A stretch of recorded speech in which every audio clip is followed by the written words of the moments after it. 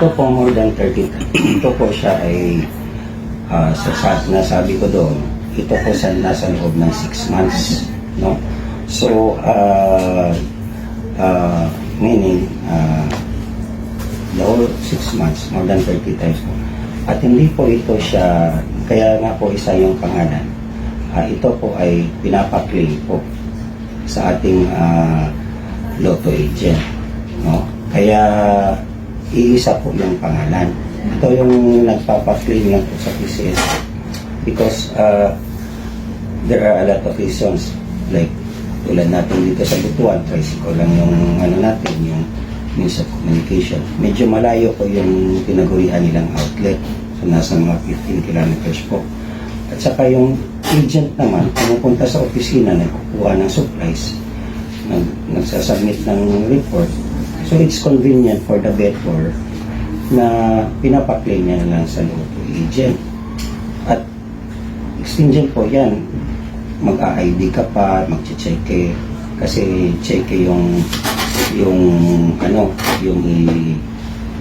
ibigay, diba? So nakita kasi natin dito na mas convenient yung nasa malayo na ipapaklaim lang kasi for all the expenses and all the hassles na kailangan nilang mag-claim sa PCSO office, mas convenient siya. Yan po ang isang reason na sinabi ko doon sa Senado na sabi nga ni GM na pasabay o pa-claim, diba?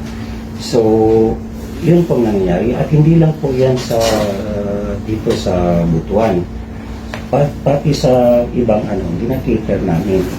Binavalidate namin yung ticket as long as kompleto yung documents, yung ticket sa claimant. The claimant or the holder of the ticket, siya yung pinag-urutan namin na pwede mag-claim. Provided na yun yung mga signatures na kailangan, siya yung nag-claim.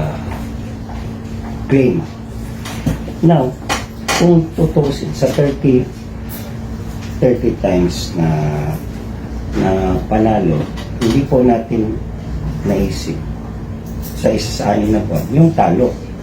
Because we know that this is a sortless game, 3D, di ba?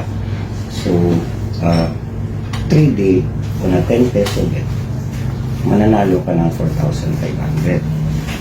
So, kung yun nga namimili niya sinabi na 500 peso bet, sinabi.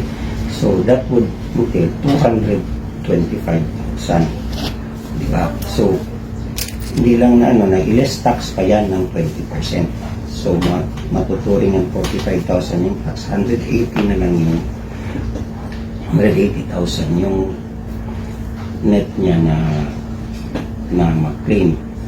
Kung tutusin, 3 draws yung 3D in 1 day. Tapos, in 30 days, 1 month, ilang draws yun, ma'am? I-multiply mo, sagutin mo ako, diba?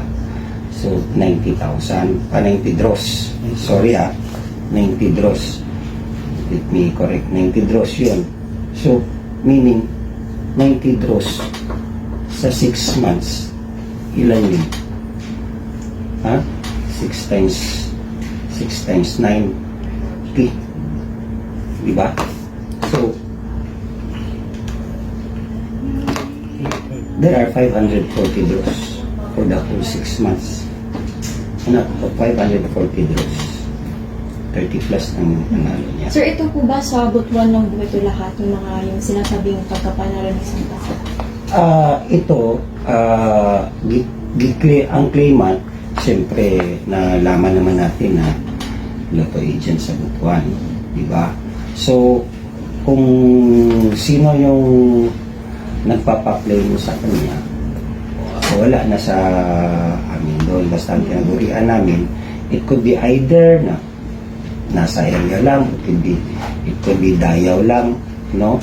But ang claimant mismo, the claimant here is yun yung sinabi nila na lotto, yun yung nag-claim dito. So we don't have the because it's internal na sa kanila na yon. Okay, sir, anong pamamaraan sa pagbayad ng panalo sa mga winners? Okay. Yung below 10,000, yung pwede ma-validate ka agad sa machine, sa agent, no? Below 10,000. So, pag may cash yung agent, makapay sila until 10,000, no? Pag more than 10,000 above, until 300K,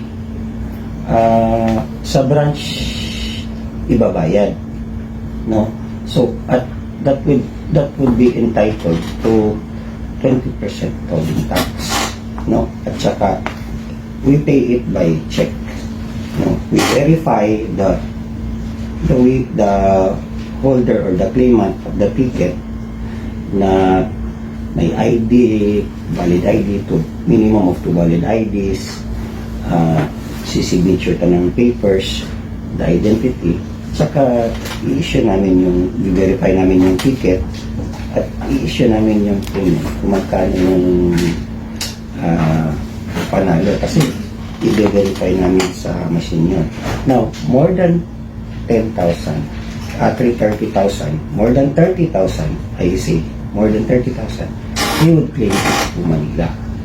That's why, kaya nga, yung taya niya is 500. Kada kombinasyon yun, ha? Hindi sinasabi na sa isang ticket, isang kombinasyon lang. Could be na may ticket siya na hanggang 6 yun eh. So, may 500 siya, 3,000 yung isang ticket. And that happens. Yun. And that happens. And meron pa yan. I-multiply mo pa. 3,000, 2 draws pa. So, 6,000 kada ticket. Because, yun po ang kasi di ba yun ang malakas na laro dito. Kasi, dito sa Mindanao, yung 3D, no? Swab test. Okay. So, sir, may posibilidad ba na may leakage or hearing from